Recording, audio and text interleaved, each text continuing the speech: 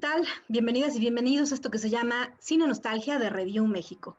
El día de hoy les vamos a platicar sobre una película de terror que termina siendo una historia de amor, pero que finalmente retoma elementos muy interesantes del terror y que eso nos parece que vale la pena recuperarlo. Es una película prohibida, es una película que estuvo mucho tiempo enlatada, que tiene detrás historia, su buena historia maldita que vamos a comentar ahorita, y tiene muchos elementos bastante interesantes. Está hablada en lengua de Esperanto, que es esta lengua que hace un oftalmólogo de los años de 1880 y tantos, pero que estaba como pensado para ser el lenguaje universal. Entonces esta película retoma esa lengua y bueno, tiene muchos elementos inquietantes y perturbadores. Para platicar de ella me acompaña mi compañero AJ Navarro, que es Hola, crítico de hola. cine y al que le doy la bienvenida. ¿Cómo estás, AJ? Muy bien, gracias aquí. Oye, pues cuéntame, ya hablaremos de que si nos gustó o no nos gustó, pero, pero por lo pronto, ¿qué te parece si nos cuentas de qué va más o menos para que quienes no la haya visto, pues le entre, si quiere, ¿no? Pues o sea, a entender la trama un poquito y ya a ver si se le antoja verla. Claro, pues de hecho la trama tampoco es muy complicada, que digamos, en realidad es bastante sencilla, ¿no? Es un lugar, una como pequeña eh, Isla. pueblo que está, sí, isla que está como en una costa, cosas así, donde literalmente se llevan a cabo una como tipo pelea de fuerzas del bien y el mal, ¿no? Es decir, hay tanto fuerzas buenas como fuerzas malas que digamos que pelean por las almas de los que van a esta isla, ¿no? Entre ellos, pues obviamente tenemos la presencia de una demonio que se llama Kia, si mal no recuerde, Kaya, Ujú. y que ella está harta de llevarse las almas de los malvados al infierno y quiere ella pues tomar el alma buena de una persona para corromperla, roerla, romperla y todo y llevársela al infierno, ¿no? Pero resulta que no le es tan fácil y se encuentra con un personaje por ahí, que es el que interpreta a William Shatner, y antes de Star Trek, hay que decir eso. Y resulta que lo que se proponía no era tan sencillo, ¿no? Y esto empieza a orillar ciertas situaciones como una historia de romance, una historia de venganza, entre la que podemos ver algunos elementos del terror y del satanismo, sobre todo, porque sí hay unos elementos bastante claros de ello. Y pues nada, resulta que aunque la historia pueda ser así de simple, resulta que lo que hay detrás de la historia y lo que pasa después de que se termina la película resulta todavía más interesante o todavía más de miedo que la misma película a veces, ¿no? Pero también tiene sus elementos bonitos. Sí, es interesante ver cómo estaba el Capitán Kirk antes de ser, ¿no? Uno de los personajes principales de Star Trek. Oye, pues sí, también es importante señalar que en esta villa, que sucede no sabemos si es un lugar ¿no? En el inframundo, en el infierno, o en un sueño, o sea, es como un no lugar y no tiempo, ¿no? Pero que Ujú. en esta villa ocurre también algo muy interesante, y es que hay un agua que brota de un manantial, ¿no? De un pozo, y que de alguna manera hace ciertos milagros. Entonces la gente acude ahí como así ambiciosamente, aunque no necesite beber de esa agua porque está bien de salud y tal, Sí. pero que eso, o sea, justamente el que lo hagan de manera pues así como pues ambiciosa o yo qué sé, pues hace que justamente el lugar se llene de gente de mal alma, ¿no? Y entonces por eso es que esa zona, esa región se empieza a llenar de estos demonios, que son los demonios nocturnos, y que está justamente la historia basada en estos demonios nocturnos que utiliza o que se mencionan en la Edad Media, ¿no? Toda esta historia medieval de los demonios que aparecen en los sueños y que te puedan robar tu alma. Incluso hay también como una idea de que estos demonios podían poseer a los hombres y a las mujeres, ¿no? Las súcubos, que eran las mujeres, poseían a Los los cinco. hombres, y los incubus, que son los hombres, podían poseer a las mujeres, ¿no? Y también desde el inicio te está marcando, como tú dices, algo que es perturbador y terrorífico. Desde los créditos vemos como unos grabados de, ¿no? De Satanás, etcétera. La música empieza desde los créditos y Sí. desde ahí empiezas como a inquietarte. ¿Cuál fue tu sensación cuando empezaste a ver la película? Sí, bueno, creo que ese es uno de los grandes méritos de la película. Y tocas ahí tema interesante que ahorita voy a andar, pero en cuanto para responder ahora sí que a la pregunta principal, ¿cómo te sientes o cómo me sentí yo? Sí, te metes justamente en este como mundo que no sabes si es una especie de tal vez purgatorio, una especie de submundo que no, que parece no estar en el mundo que conocemos, ¿no? En la tierra que conocemos y que de hecho, yo diría que tanto la música como la fotografía de Conrad L. Hall, que de hecho Conrad después de esta película haría otra y se ganaría el Oscar y de ahí su carrera pues, cambiaría Para arriba. drásticamente, ¿no? Para arriba. Pero creo que aquí los elementos visuales que maneja Conrad L. Hall son muy buenos. Son creo que lo que le da ese toque de lo mejor que podemos ver en la película, ¿no? Estos blancos y negros, ¿no? Muy Porque además es esta contrastados. situación, claro, muy contrastados, que al final con esta particular escena con cierto invitado especial que no les voy a decir quién es porque dejémoslo en que ya lo han visto por ahí en algunas otras películas como La Bruja y nada más les voy a decir eso. Eh, pero sí, o sea, ese Invitados. manejo, sí, sí, sí, y ese manejo de la imagen le da este sentido de atmósfera terrorífica, a pesar de que la historia en algún momento puede sentirse más bien como un romance cursilón de esos Es una historia de de amor, ¿no? Sí, a final de cuentas se convierte en una historia de amor. O sea, al principio se convierte, bueno, te lo pintan como esta, va a ser una historia del bien contra el mal, de este demonio que va a tener que poseer y todo. Pero de repente se vuelve una historia de amor, se vuelve literalmente un melodrama entre Kaya y Mark. Y la demonio que es la jefa de Kaya, que no le gusta que Kaya esté en Que es su ese hermana. clan. Así es. Y pues por eso hace lo que hace, ¿no? O sea, literalmente es una historia de venganza detrás, ¿no?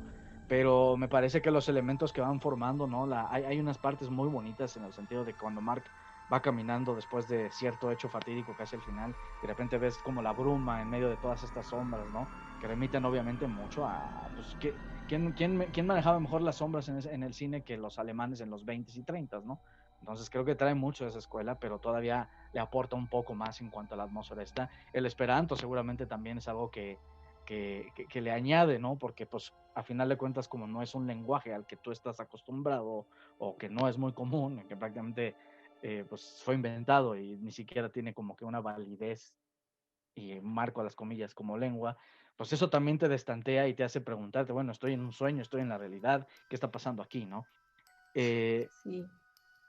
y lo otro que tocas, también lo que dices de la época medieval, creo que aquí está muy marcado este discurso pues religioso de alguna forma. Hay una crítica mordaz también hacia ello, creo yo, y usa tantos elementos así, ¿no? El final creo que es no quiero decir panfletazo, pero sí es como que una marcada tendencia la maldad puede alcanzar el bien por la fe y por el amor, ¿no? Que es algo que pues era lo que usan los cristianos, ¿no? A final de cuentas, ¿no? Y no es que uno quiera o respete o no respete la religión, o sea, cualquiera es libre de creer en lo que quiera, ¿no? Pero creo que aquí sí hay una marcada tendencia por parte del director, ¿no? Que también es el creador de The Outer Limits, de la serie, de tomar estos temas y hacer una, pues, digamos, mención de cómo de alguna forma la religión también es un tanto poderosa al grado de que, por ejemplo, decías lo del agua, ¿no? Pues sí, se supone que tiene esos poderes milagrosos, pero en realidad ¿cuántas veces no hemos visto eso, ¿no? En cualquier religión, en cualquier época, ¿no? Esta situación te da tal, esta situación, y en realidad El es más bien como pensamiento un mágico, placebo. ¿no? Claro, claro, es un placebo, es un pensamiento mágico. En realidad no es que sea milagroso, pero de eso lo disfrazan, de eso lo tachan, y eso justamente es el detonante de estas crisis de fe y estos problemas que se han dado durante muchos años. Sí, mencionabas el asunto de la fotografía, es una fotografía en blanco y negro, como decías, muy contrastada, como ya lo decíamos, y que también me recuerda mucho al trabajo de Ingmar Bergman, ¿no? Eh, En Séptimo Sello, por ahí también como que tiene imágenes muy logradas en la playa, cuando va la hermana de aquí a buscar a Kaya, ¿no? Cuando uh-huh. va a la playa a buscarla, etcétera, ¿no? Tiene como elementos muy interesantes en ese sentido. Y luego también mencionabas el asunto de cómo este imaginario, ¿no? De la religiosidad nos crea también esta idea de demonios. Pues este demonio que está representado y esto que sucede justamente ocurre a través de este imaginario religioso medieval, ¿no? Si no, no hubiera sido posible. porque los demonios, no sé, japoneses son distintos, etcétera, pero la concepción de este demonio es totalmente de la religión católica, ¿no? Sí, totalmente. Y bueno, también mencionabas el asunto del director, ¿no? El director que sí tenía muchas tablas, hizo mucha televisión y de repente se independiza, ¿no? Se Sí, hace esta película que es su primer película independiente y es bastante triste porque la ve hacerse y empiezan a ocurrir hechos fatales alrededor, como toda película maldita.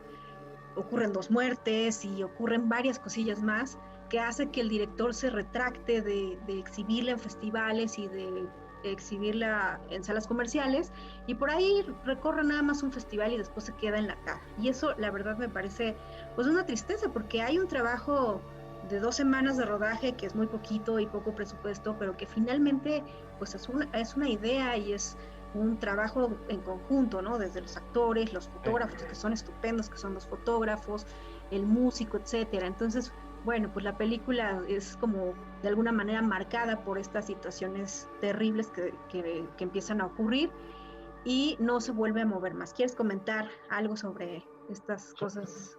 sí, antes de entrarle a lo escabroso, también me gustaría andar un poco en Leslie Stevens, que en realidad era más bien, su oficio era más bien como guionista.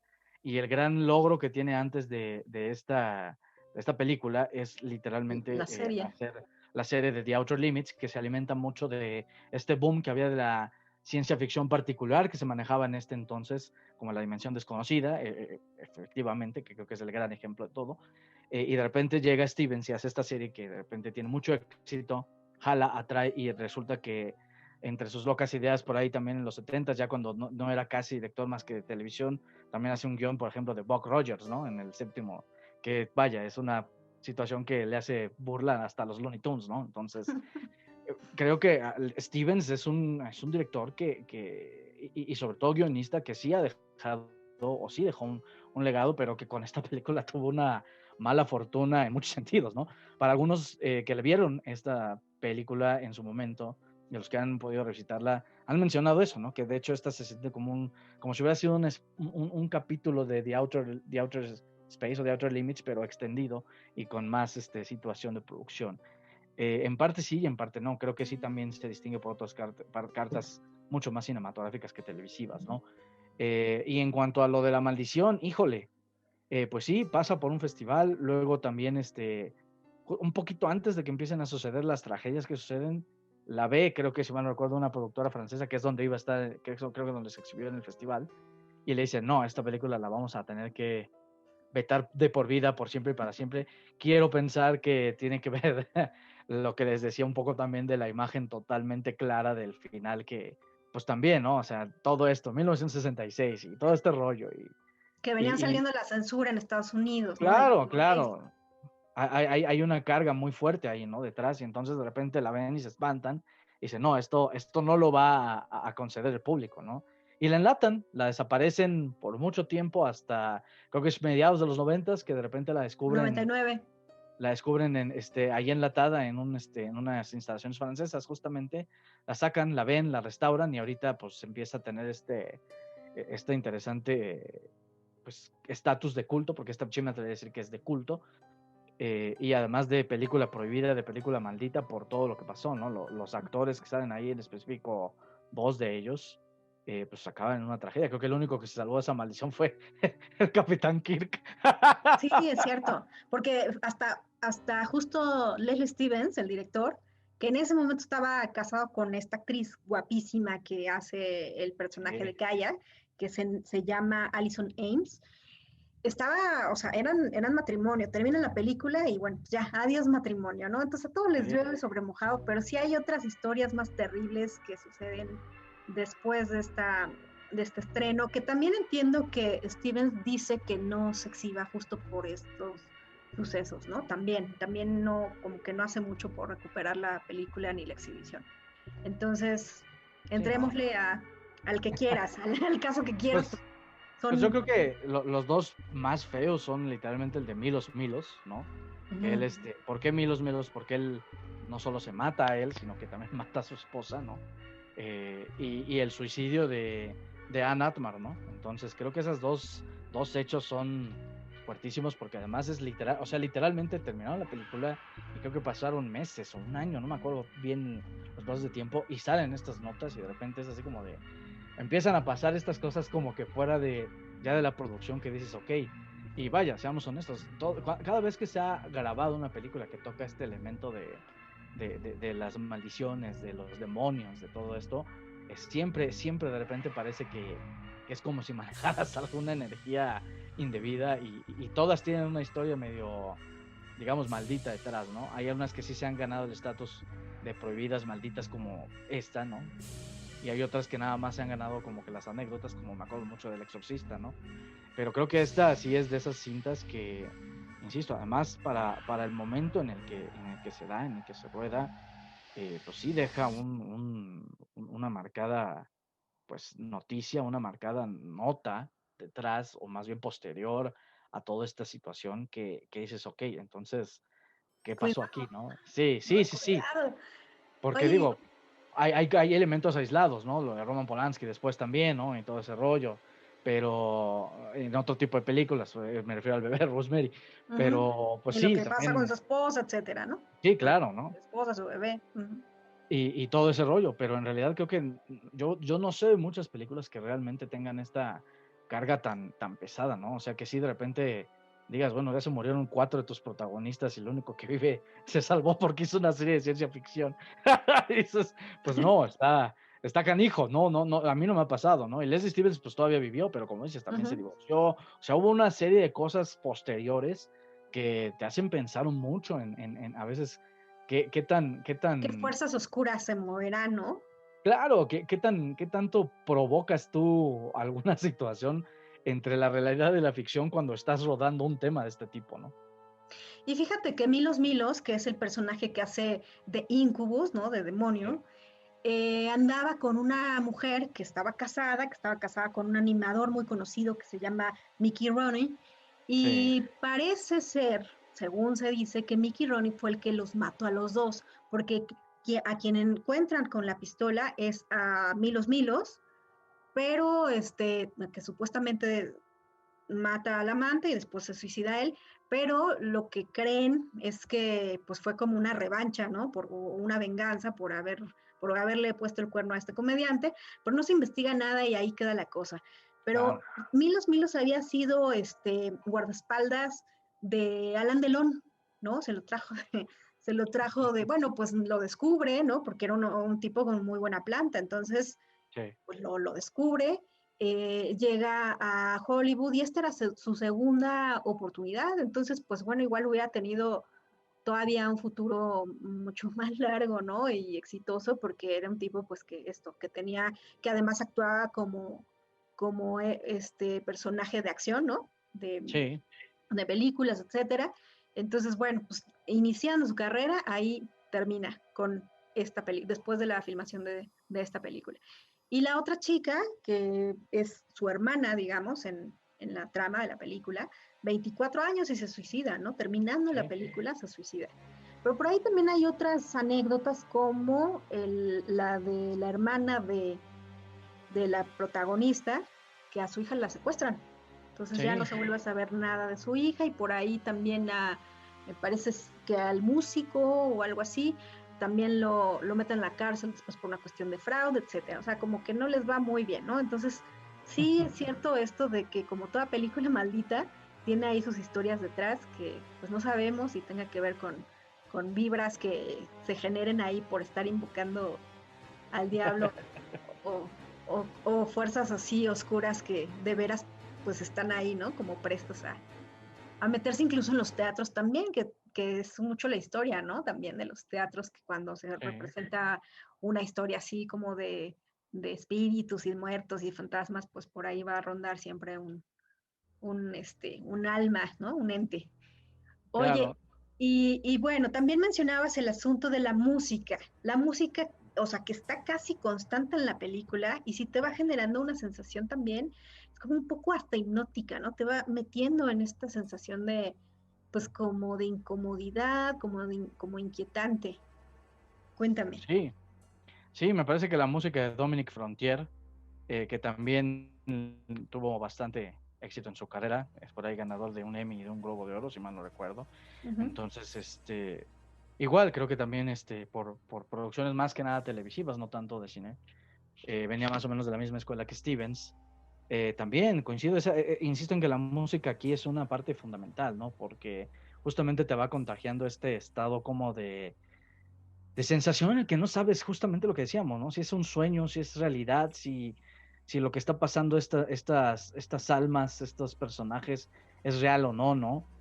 A mí me parece que sí, definitivamente lo que hace Frontier es una partitura que además empieza con todo, luego como que se va bajando, luego inclusive tiene estos toques del melodrama que maneja de la relación entre ellos dos, entre Kaya y creo que se llama Mark, si mal no Mark. recuerdo, el personaje de Shatner, y de repente en los últimos 15, 20 minutos detona todo de nuevo hacia el desastre pues de la película, ¿no? De todo lo que se desata ya con el incubo y la venganza y toda esta cuestión del alma y de la fe y todo este rollo. Y ahí ya no se tiende al corazón, ¿no? Ya es de repente usar esta música para de verdad recordarte, así como decirte, bueno, ya viste lo bonito del amor y que la fe y todo, bueno, ahora vamos a retomar el terror que estábamos planteando al principio y te mete, ¿no? De lleno, ¿no? Se vuelve en una parte fundamental que va acompañando desde que empieza una situación con la hermana del personaje de Shatner y empieza a desarrollarlo y poco a poco hasta este punto álgido, ¿no? Este punto climático donde se da esta última, pues como batalla entre el bien y el mal, por decirlo de una forma. Y me parece un trabajo bastante destacado. Me parece que también, yo creo que lo que es, insisto, la fotografía y la música, si acaso son algo de lo que a mí más me gustó de la película. De las actuaciones ahorita hablamos, porque sí, a pesar de que Milos Milos sí es una persona que imponga, sí de repente ya hablaremos de ciertas cosillas que sí digo que, pero bueno, pero sí, definitivamente creo que ahí el mérito de la película de Incubus es pues esta La puesta en sensación que te escena, contagia. Claro, la puesta en escena y y la todo lo que te música. va contagiando.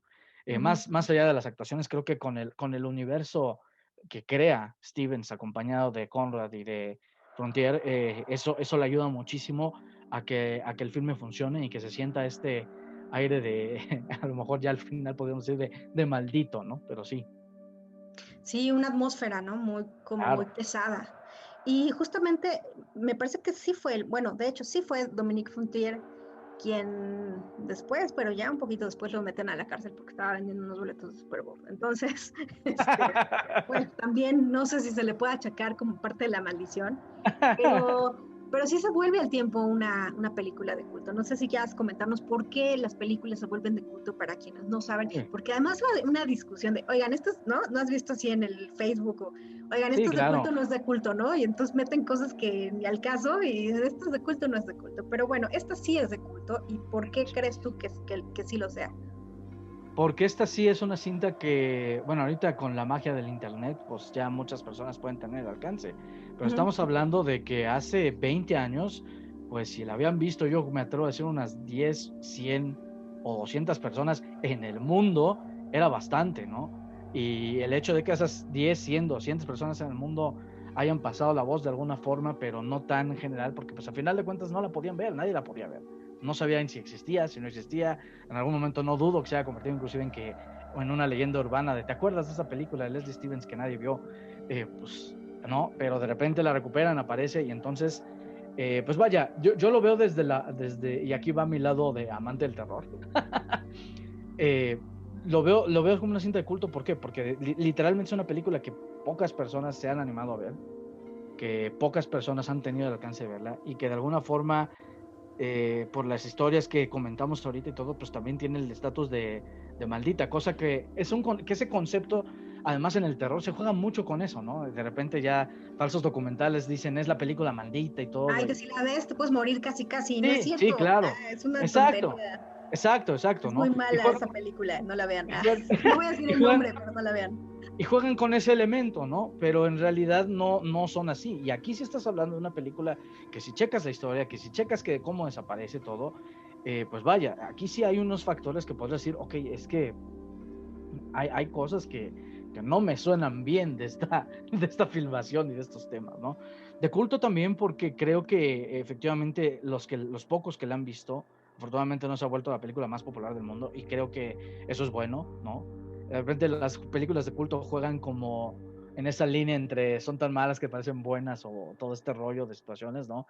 Y por ejemplo, podría poner a Ed Wood, ¿no? Que también creo que sus películas son de culto, pero son horribles, son bastante malitas, ¿no? Sin embargo, él es un director de culto y sus productos son cintas de culto, ¿no? Hay gente como Guillermo del Toro que le gusta este tipo de películas de Ed Wood y está bien, es válido, pero justamente ese es el como culto, ese es el significado, ¿no? Que de repente puedas ver una producción así tan pequeña que desapareció, que regresó, que tiene, hasta eso tiene la necesidad, porque esto también hay que decirlo, ¿no? Tiene una remasterización, justamente cuando la encuentran y la remasterizan y algunos le meten subtítulo, porque y al español, porque creo que también fue ahí un rollo entre España y Francia, y vaya, lo hacen como para la memoria fílmica, que lo cual es muy importante. Y sin embargo también es una película que sigue a la fecha con todo y este sonido y este ruido que causan las redes sociales y todo este rollo, sigue siendo una película muy escondida, muy oculta, muy que poca gente, inclusive fanáticos del terror, me atrevo a decir. Por ejemplo, yo no la ubicaba, ¿no? Tú me la presentaste y dije, ok, la vamos a ver, ¿cómo no? Vamos a darle ese chance, ¿no? Y sí, ¿no? Y creo que es un descubrimiento interesante que da muchos puntos de análisis y sobre todo, pues, el terror se alimenta mucho de repente también de estas cuestiones católicas y de fe, y esta película creo que tiene muchas vertientes como para discutir ese tipo de cuestiones, ¿no? De culto también por eso, porque creo que a los que la han visto, pues les ha causado algo de alguna forma, ¿no? Si bien no les ha encantado, les ha gustado por alguna otra cosa, si bien por la mera anécdota, ¿no? Si bien porque les gusta este tipo de ocultismo, ¿no? Cualquier tipo de situación de este tipo, situación. Definir el concepto de culto creo que es muy complicado, porque si es, como tú bien dices, eso se da a debate, ¿no? De repente, para nosotros, por ejemplo, Scott Pilgrim, que llegó a 5 salas, puede ser de culto, pero pues en Estados Unidos salió como millones y pues nada más no jaló, pero pues se le dice que es de culto. Yo no considero tanto que sea de culto, me parece muy buena peli, pero eso es aparte, ¿no? Pero sí hay películas como esta, ¿no? Me atrevo a decir que hasta series de televisión que pueden ser de culto, ¿no? Por eso mismo, porque son pequeñitas, porque de repente nada más duraron una temporada, desaparecieron, pero lo que hicieron esa temporada de alguna forma influye en otras películas o en otras personas o en otras vertientes, ¿no? Y creo que eso también hace mucho o alimenta mucho a las películas de culto. No dudo que algunos de los que la vieron en su momento después hayan querido hacer un proyecto igual de loco, o se hayan vuelto curas, o no sé, cualquier cosa, locos, ¿no? O locos, o se hayan dedicado al satanismo, yo qué sé, ¿no? Pero creo que es una película que en su momento a lo mejor también eso produjo ciertas cosas, ¿no? Y eso también creo que habla muy bien de la cinta.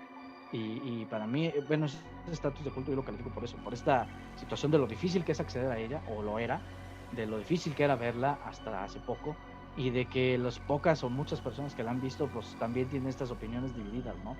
Pero que a final de cuentas no podemos negar que, salvo que me equivoque, es una de las pocas películas que hasta ese entonces habla de las cuestiones de los incubos y súcubos, hasta después 1980, que después sale esa versión chunda que se llama El Ente, de un caso que creo que ya hasta están diciendo que ni siquiera era real, ¿no?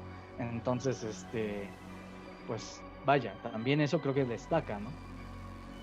Oye, y bueno, también tiene su mérito el asunto de que los actores, vamos a entrarle al tema de las actuaciones, ahora sí, que los actores se hayan aprendido sus diálogos en esperanto. Sí. Creo que hay solamente 4 películas que se han hecho en esta lengua, en el esperanto. Una es El Gran Dictador y por ahí también Gattaca, pero sí tiene su mérito, ¿no? Haberle dado incluso hasta bueno, esta entonación que todos los actores tienen que darle, pero bueno, complicado si no dominas pues esa lengua, ¿no? Entonces, bueno, pues yo creo que ahí sí hay un esfuerzo también extra por parte de los actores, que sí eran muy, o sea, pues muy jóvenes, ¿no? Por ejemplo, Milos, pues era su segunda incursión al cine. Entonces, bueno, pues realmente ahí no sabemos si era una cuestión como de dirección, que están mal dirigidos o que no son las más afortunadas las actuaciones, pero bueno, se nota el trabajo, ¿no? Y esto de aprendérselo esperando, pues bueno, también tiene su mérito. Entonces, éntrale con las actuaciones, destrózalos. ¿Con quién primero? No destrozarlos tanto, sino que sí. Pues mira, por ejemplo, Milos Milos me gusta porque creo que sí tiene presencia. De hecho, en algún punto cuando la cámara lo toma parado en este traje negro, ¿no? Con detrás esta bruma y toda esta situación, me recordó un tanto, y eso no, a lo mejor porque estoy loco, pero me recordó un tanto a un tipo, una especie de Norman Bates, ¿sabes? Así parado, pero obviamente esta es una diferencia, pero por el físico, por la postura, me recordó mucho a Perkins en Psycho, ¿no? Creo que sí tenía definitivamente una presencia. Ya en cuanto a las virtudes de actuación, pues a lo mejor ahí sí, o sea, su segundo papel, ¿no? No hay que ponernos tan exigentes en ese sentido, vaya, era una escolta, también relajémonos mucho, pero creo que de que tenía un porte interesante que a lo mejor pudo haber sido, pues todavía ofrecer más, no solo en el terror, sino en general, ¿no? Creo que sí hubiera sido interesante verlo en otras cosas, ¿no? Ya en cuanto a las otras actuaciones, creo que sí hay un problemilla ahí con sobre todo con la parte femenina y cuando se desarrolla este melodrama, ¿no? Creo que sí las actuaciones sí son como de novela, literalmente sí se ve mucho. Ahí creo que a lo mejor sí tiene que ver que Stevens pues manejaba televisión, ¿no? Claro. Porque sí, de repente son así de, no, hermana. O sea, casi se desgarran los vestidos. O sea, ya entendí, ya sé que va por ahí, no es necesario hacerlo tan exaltado, ¿no? Shatner, fíjate que Shatner, y no porque sea después el Capitán Kirk, creo que no lo hace mal. De hecho, me sorprende verlo en ese papel, ¿no? Con ese tono tú ves después de actuación, ¿no? a William Shatner. Claro, totalmente. Entonces, por ejemplo, Shatner sí es un caso muy curioso, ¿no?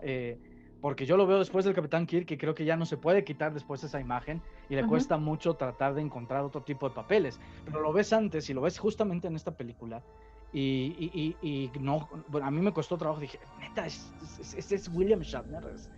No sé, creo que sí le mete un esmero dramático que a veces sí también raya en lo exagerado de repente.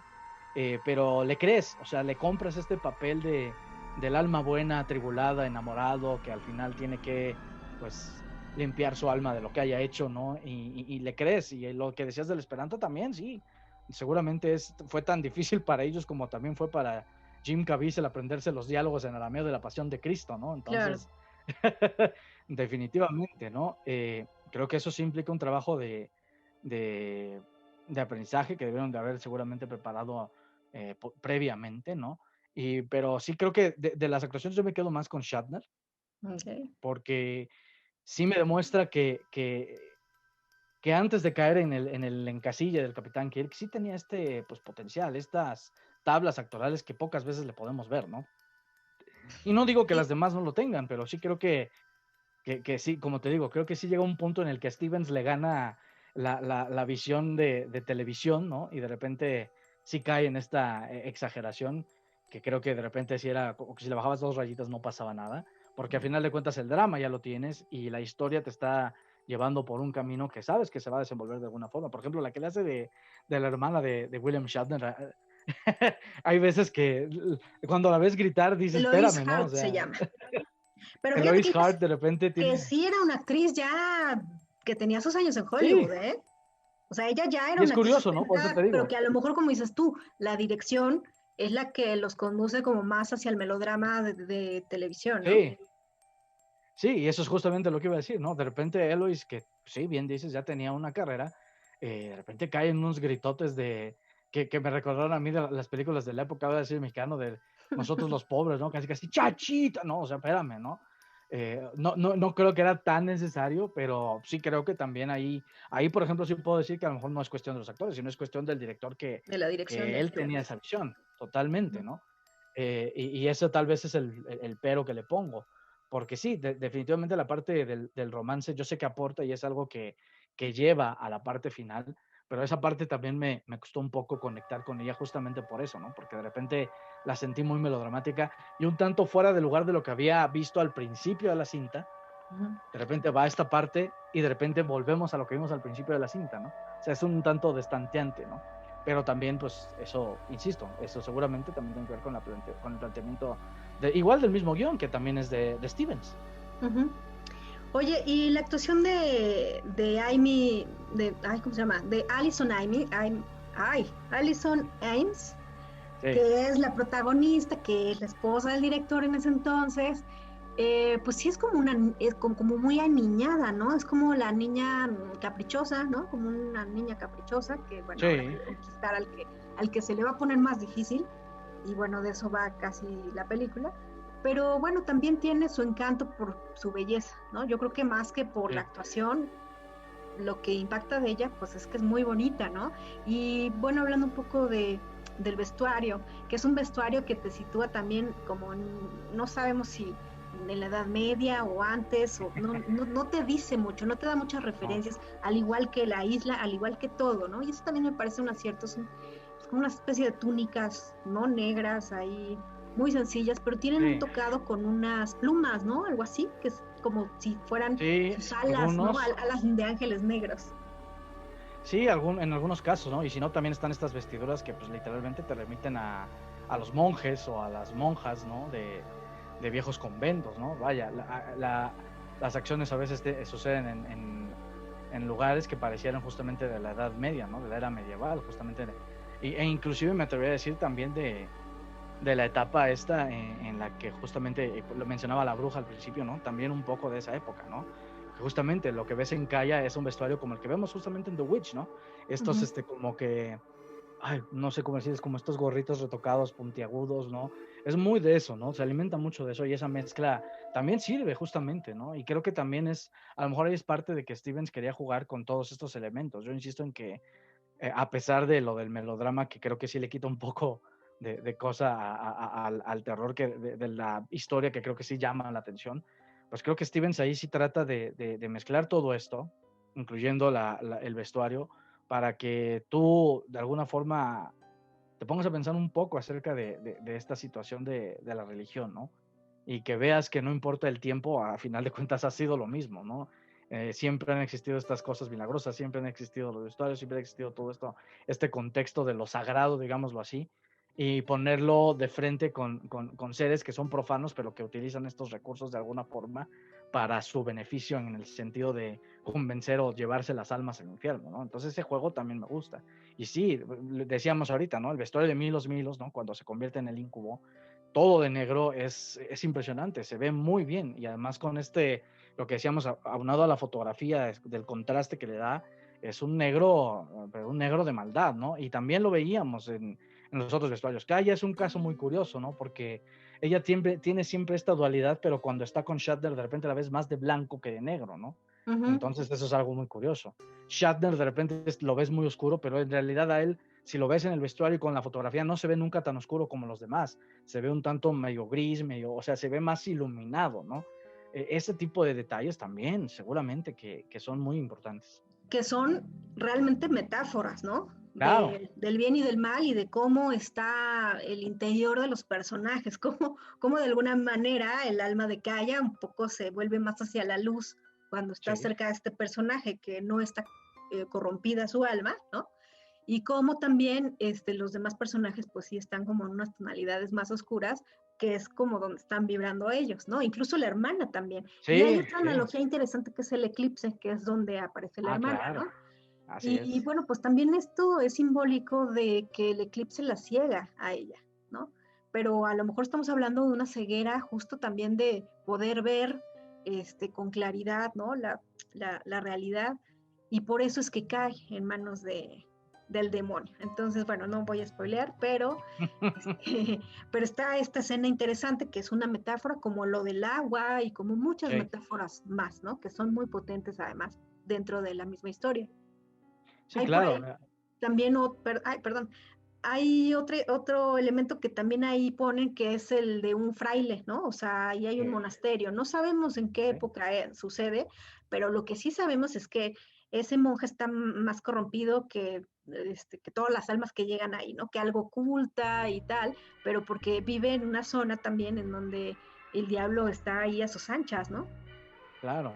Sí, te digo, creo que hay muchos elementos y creo que los usa para criticar más que nada, ¿no? Eso como una doble, digamos que lo muestra como una doble moral, ¿no? Porque bien decías, el simbolismo del agua, pues vaya, qué siempre ha servido para ahuyentar a los demonios? El agua bendita, ¿no? Y entonces aquí de Claro. repente el agua milagrosa se convierte en el perfecto pretexto para que los demonios vean cuáles son las almas que pueden llevarse, ¿no? Entonces de ahí, ¿no?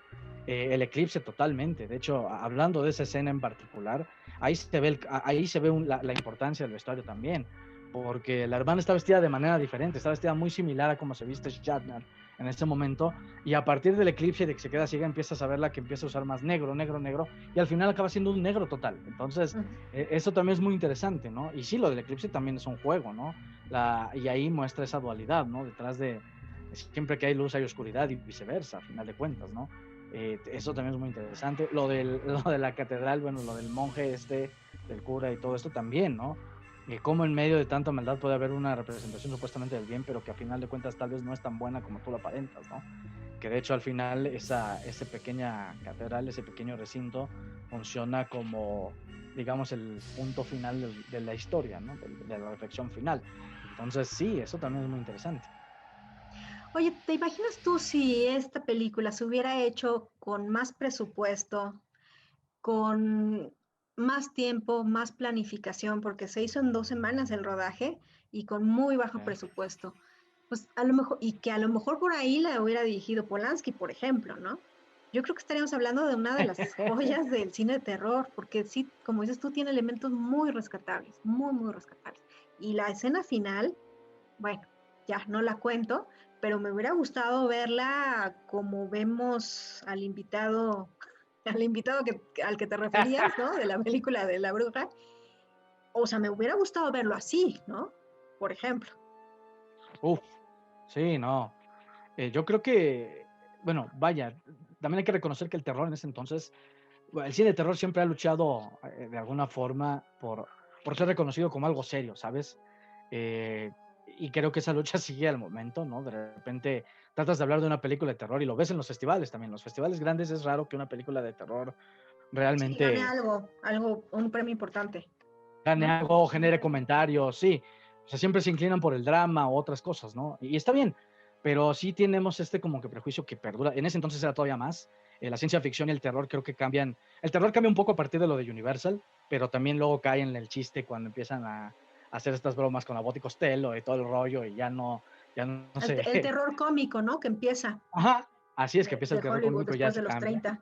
30. Uh-huh. Así es. Y entonces estamos en esta como que etapa de transición porque es justamente en los 60, 70 que de repente empieza a retomar esto a nivel internacional, ¿no? Empieza a salir el giallo por allá, los zombies por acá, y bueno, ¿qué te digo de la El, década de los el, 80 que ya el exploitation, que también empieza un poquito después también, de que, o sea, esta película me parece que es como parteaguas, bueno, no parteaguas, pero sí es como puntero de lo que va a venir después, ¿no? sí, Que ya es es, así el destape o el destape, ya son por ejemplo, los demonios de Ken Russell, no me acuerdo qué año es, no sé, de hecho no sé si sea anterior la de Ken Russell, yo creo que es de los 70, mm, pero creo que me parece que esta película se adelanta un poquito a todo ello, ¿no? sí, sí, definitivamente, ¿no? Y era lo que iba justamente, ¿no? Creo que queda en medio de un hiatus en donde el terror apenas estaba, no era tanto terror, era más bien suspenso, gracias a Hitchcock y otros cuantos. Y creo que el terror empieza a tomar nuevos brillos justamente cuando en Hollywood empieza a cambiar este paradigma de que cambie la manera de hacer el cine, ¿no? Que llegan estos grandes directores, ya sea los de bajo presupuesto, como en el terror están Carpenter, Craven, Romero, todos ellos, ¿no? En Italia está Lucio Fulci, ¿no? Dario Argento, que ya en ese entonces, pues ya después de esa etapa de transición, de repente empiezan a generar otro contenido diferente y que empieza a generar No, que el super terror de repente... destape, ya el Sí, super claro, destape de claro, todo, el ¿no? destape de todo. Y a esta película, desafortunadamente, pues sí le toca estar en el Inter. Creo que si lo hubieran estrenado inclusive un poco después, tal vez en la época justamente de Polanski y toda la polémica que generó El bebé de Rosemary en el 68, 69, puta, hubiera sido también Una otra bomba. cosa. Sí, claro, porque además también tocas un tema muy importante. Es una de las primeras películas que creo que en teoría pues representa una violación, ¿no? Y una violación Y no no, por cualquiera, ¿eh? sí, y no por cualquiera. Entonces es así. Creo que eso también a lo mejor fue una parte que cuando vieron en su momento, dijeron, Sí, es que si dijeron, esto lo pongo, qué no lo, fuerte. no- voy a traumar a miles de personas y me van a aventar no sé cuántas cosas y Nos van a me voy quemar a el aventar. cine, ¿no? Sí, claro, me van a aventar a la iglesia católica encima, no sé, todo este rollo, ¿no? Que sabemos que también la iglesia, por menos que esto, se ha portado, pues, infame con muchas películas, ¿no? Entonces, sí, yo creo que planteas algo muy interesante. Creo que si se hubiera hecho, deja tú con el presupuesto, con una mejor producción, Y un con un mejor poquito director. más de nivel de producción. Y un mejor Sí, director. que a lo mejor no tuviera que no tuviera solamente las... Es que a final de cuentas, como decíamos, ¿no? Stevens era más guionista. Creo que el guión de Stevens no está mal. Creo que si hubiera colaborado con alguien que hubiera dicho, oye, bájale un poco al romance y juega más con estos otros aspectos, hubiera estado mejor, ¿no? Y si se le hubieras dado a un director que llamaran estos temas, ¿no? Que tuviera cierta iniciativa, ¿no? Por ejemplo, si se le hubieras dado a estas voces que te digo que también a finales de los 60s empezaban a salir de las escuelas, que es Carpenter, Romero lo que hizo con La Noche de los Muertos Vivientes, que también lo hizo con una bicoca, ¿no? Por ejemplo, se lo das a este tipo de directores que pues venían y tenían estas ganas de experimentar, y quién sabe, a lo mejor ahorita no solo sería de culto, sino sería uno de esos clásicos imborrables y a lo mejor que marcaran una tendencia, ¿no? La película de Los Demonios de Ken Russell es del 71, o Sí, sea, todavía unos añitos después, ¿no? Entonces esta sí es como puntero de lanza de lo que va a venir después, y eso también es interesante, y además interesante que es una producción independiente, ¿no? sí, O sea, sí, sí, levantar sí. un proyecto de ese tipo, donde el guión es complicado, donde no hay mucho apoyo, etcétera, pues también es un logro bastante interesante, ¿no? Y Claro, que vayan, y creo que le ajá, ayuda también en ese sentido a conseguir ciertas cosas que a lo mejor si hubieras metido a actores muy populares de la época, no hubiera sido lo mismo, ¿no? Por ejemplo, ahorita lo decíamos, yo creo que si lo hubieras hecho también, y aquí va un contra, ¿no? Si lo hubieran sacado en el 70, 69, ya con Shatner, conocido como el Capitán Kirk, ya no se la compras, ya no claro, vas.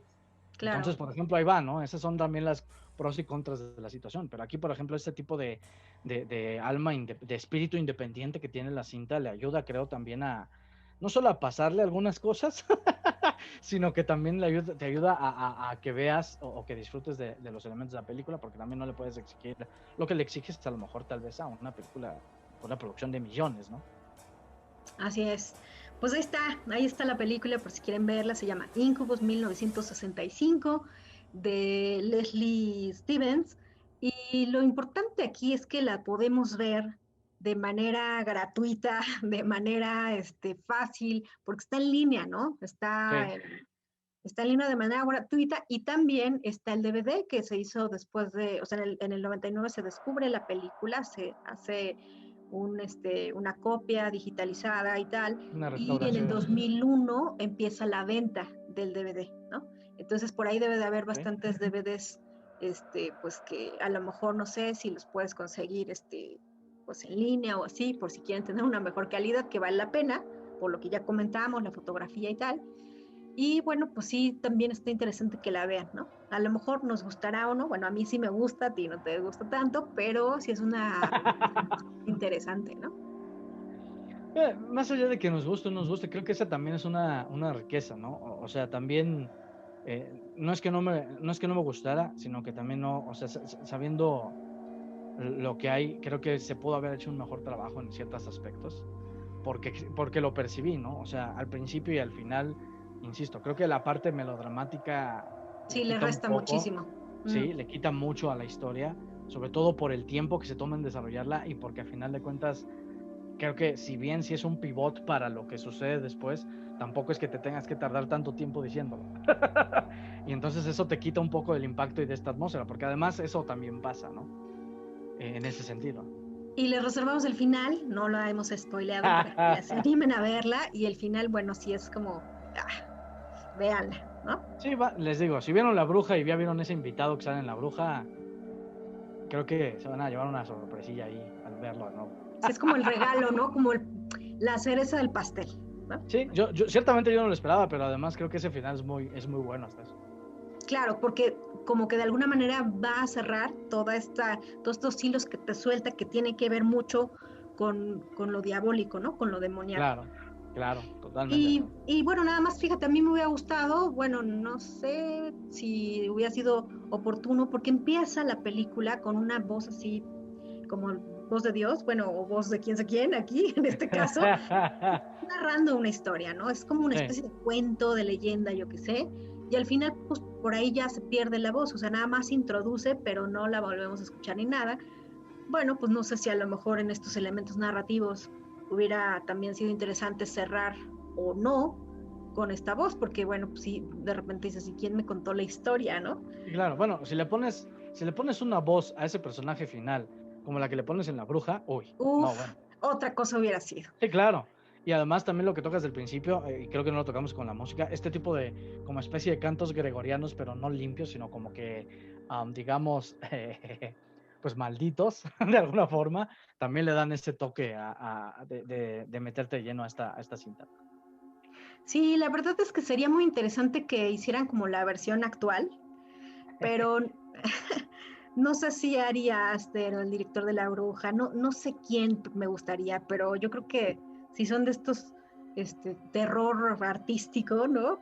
Que Sí, hay algunos directores jovencitos que están haciendo cosas muy interesantes, pues sería una buena película, ¿no? O a lo mejor una sí. buena idea para hacer una película.